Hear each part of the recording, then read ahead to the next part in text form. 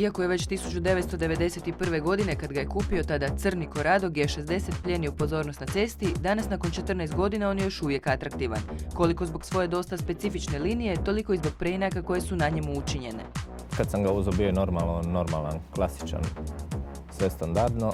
Od opreme ima sve, full oprema je, znači klima, koža, sve šta je u toj full opremi što može biti.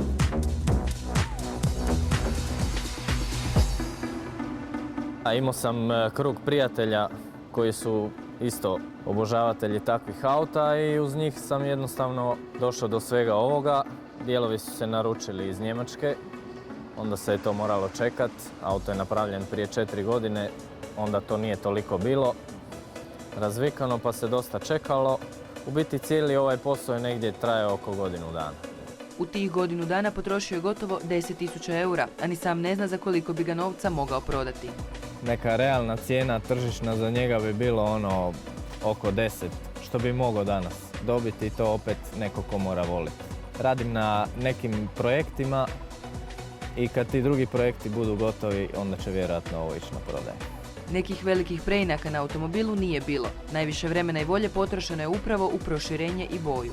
Počevši od mortizera, pa su se stavile felge, a onda se uspostavilo da fali 3 cm da bi to sve stalo gore.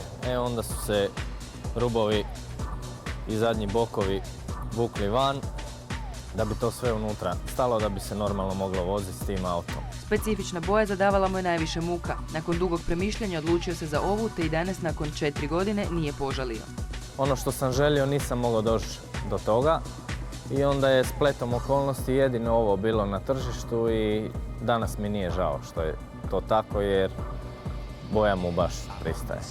Unutrašnjost pak tek dolazi na red. Do sada je postavljen tek sportski volan, nekoliko detalja i LCD.